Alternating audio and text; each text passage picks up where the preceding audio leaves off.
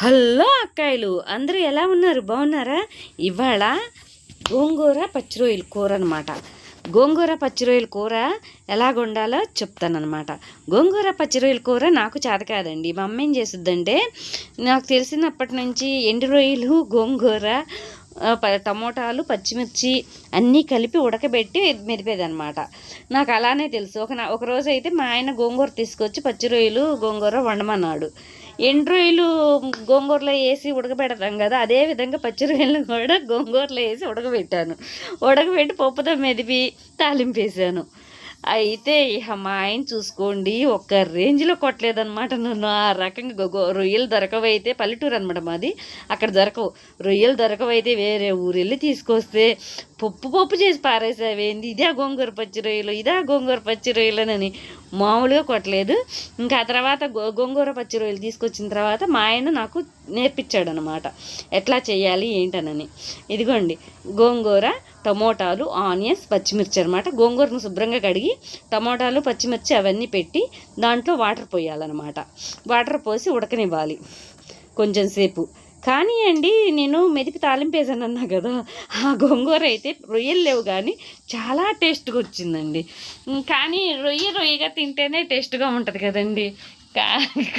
మా ఆయన మాత్రం ఆ రోజు మామూలుగా కోప్పడలేదనమాట నా మీద.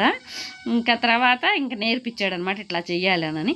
ఇదిగో ఇది ఉడికిపోయింది కదా, దీంట్లో తగినంత ఉప్పు వేసుకున్న తర్వాత కొంచెం పసుపు వేయాలన్నమాట.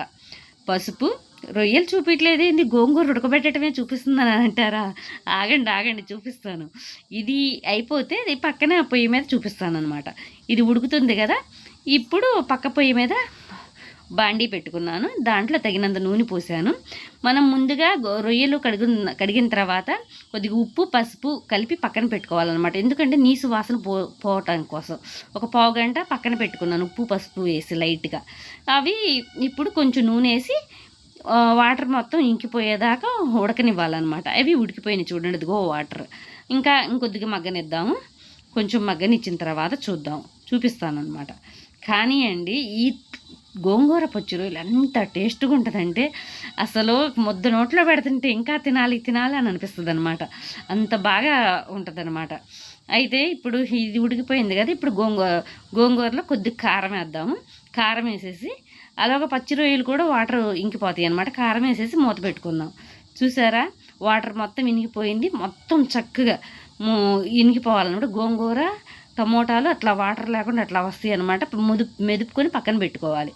ఇప్పుడు ఈ పచ్చి రొయ్యలు వాటర్ ఇనిగిపోయినాయి చూసారా, దీంట్లో కొంచెం అల్లం వెల్లుల్లి పేస్టు పచ్చి వాసన పోయే వరకు వేపుకోవాలండి. ఇదిగో కొద్దిగా వేస్తున్నాను చూడండి. అల్లం వెల్లుల్లి పేస్టు వేయటం వల్ల ఆ నీచు వాసన అనేది పోతుంది. ఆల్రెడీ ఏగున్నాయి కాబట్టి అల్లం వెల్లుల్లి పేస్ట్ వేస్తే మంచి సువాసన వస్తుందండి. అంటే రొయ్యలు నీసు వాసన పోయి అల్లం వెల్లుల్లి పేస్టు వేస్తుంటే మంచి సువాసన వస్తుందన్నమాట. నేను మీకు చెబుతున్నాను కానీ నాకైతే అది తినాలనిపిస్తుంది గోంగూర పచ్చి రొయ్యలు. కానీ వండిన తర్వాత కొంచెం మాగితే ఇంకా టేస్ట్గా ఉంటుంది అనమాట. దాంట్లో కొంచెం గరం మసాలా వేస్తున్నాను చూడండి. రొయ్యల్లో గరం మసాలా కూడా వేసాను కదా. వేసిన తర్వాత ఇంతలోకి గోంగూర అది ఉంది కదా, అది శుభ్రంగా మెదిపి పక్కన పెట్టుకున్నాను. ఆ మెదిపి పక్కన పెట్టుకున్న దాన్ని తీసి దీంట్లో కొద్దిగా కారం కూడా, రొయ్యల్లో ఇవి కూడా వేగిపోయినాయి కదా, కొంచెం కారం వేస్తున్నాను. ఆ కారం వేసుకొని కారం కలుపుకోవాలి. కారం కలుపుకున్న తర్వాత చూడండి ఎలా వచ్చిందో కలర్ఫుల్గా. ఈ రొయ్యలు చూస్తుంటే మా ఆయనే గుర్తుకొస్తున్నారు. ఎందుకంటే ఆయనేనమాట ఇలా చేయాలని ప్రతి ఒక్కటి నాకు నేర్పించారనమాట. నేను అలా చేశా కదా, అందుకని గోంగూరని మెదిపి పప్పులాగా మెదిపి పారేసాను అనమాట. మెదిపి పారేసిన గోంగూర చాలా టేస్ట్గా ఉంది. కాయను మా ఆయనకి నచ్చలేదు. అసలు ఏ రేంజ్లో కొట్టాడంటే చెప్పలేదండి. ఆ టైప్లో కొట్టి తర్వాత ఈ విధంగా నేర్పించాడు అనమాట. ప్రతి ఒక్క వంటకం మా వారు బాగా నేర్పిస్తారు. రొయ్యలు వేగిపోయినాయి. ఇక గోంగూర, టమోటా, పచ్చిమిర్చి ఇంకా ఆనియన్స్ మొత్తం కలిపి మెదిపాను అనమాట. మెదిపి దాంట్లో కలుపుతున్నాను చూడండి. అలా కలుపుకోవాలి. ఎందుకంటే పచ్చి రొయ్య ఎరగకుండా ఏగిపోయినాయి కదా, ఎరగవు. ఇక గోంగూర పులుపుదనము, కారము, పచ్చిమిర్చి అయితే కొద్దిగా ఎక్కువే వేసుకోవాలండి. ఉప్పు కారం కూడా కొద్దిగా ఎక్కువే పడుతుంది. గోంగూర ఉంటుంది కాబట్టి. అందువల్ల గోంగూరలో ఉప్పు కానీ కారం కానీ కొద్దిగా ఎక్కువే వేసుకోవాలి. పచ్చిమిర్చి అయితే ఎంత వేసుకుంటే అంత టేస్ట్ అండి. మనం తాలింపు పెట్టుకుంటాం కదా, ఎవరు ఎట్లా పెడతారో నాకైతే తెలియదు.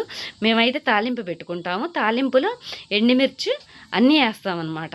చూసారా ఎలా ఉందో కలర్ఫుల్గా. నాకైతే ఎప్పుడు రెడీ అయిద్దామని చూస్తున్నాను. ఇంతలోకి గిన్నె పెట్టేసేసి దాంట్లో కొద్దిగా నూనె వేసుకున్నాను, 3 స్పూన్లు. ఎండుమిరపకాయలు అయితే నా దగ్గర ఉన్నంతవరకు వేసాను. మామూలుగా అయితే ఎక్కువ వేసుకొని ఆ గోంగూరలో నంచుకుని ఆ పచ్చి రొయ్యలు అవి తింటుంటే అసలు ముద్ద నోట్లో పెడితే మళ్ళీ తినాలనిపిస్తుంది. అంత బాగా ఉంటుంది అనమాట. పొద్దున పూట వండి మధ్యాహ్నం కానించి తింటుంటే చాలా టేస్ట్గా ఉంటుందండి. దాంట్లో చిన్నులపాయలు దంచేసాను చూడండి, ఎండుమిరపకాయలు చిన్నులపాయలు దంచేసాను. మామూలుగా మనం పోపు దినుసులు ఆవాలు, మినప్పప్పు, జీలకర్ర మొత్తం వేసాను అనమాట. తర్వాత కరివేపాకు కూడా వేయాలి. కరివేపాకు కూడా వేసేసాను. కరివేపాకు మామూలుగా తాలింపు ఎలా వేసుకుంటాం అలానేనమాట. దీంట్లో స్పెషల్ ఏం లేదు. కానీ తాలింపు దినుసులు ఎండుమిర్చి వేసి బాగా ఇట్లా పోపు పెడితే అసలు గోంగూర పచ్చిరొయ్యలు అసలు స్మెల్ చెప్పనక్కర్లేదు, అంత టేస్ట్గా ఉంటుంది అనమాట. పులుపుదనము గోంగూరకి, గోంగూర కారము అంతా తగిలితే చాలా చాలా టేస్ట్గా ఉంటుంది అనమాట. ఆ గోంగూర పచ్చిరొయ్యలను చూస్తుంటే నేను మీకు చెప్పనక్కర్లేదు, మీకు తినాలనిపిస్తుందని నాకు అర్థమవుతుంది. కానీ నా నోటో నీళ్ళు ఊరుతున్నాయి. మీకు చెప్పి మిమ్మల్ని కూడా మీకు కూడా చేసుకొని తినాలనిపించే విధంగా చెప్తున్నాను అనమాట. నాకు అలా అనిపిస్తుంది. నాకైతే చాలా నచ్చింది. ఎప్పుడెప్పుడు కూర అయిపోద్దా, అన్నం పెట్టుకుందామా తిందామా అని ఎదురు చూస్తున్నాను అనమాట. చూడండి అయిపోయింది.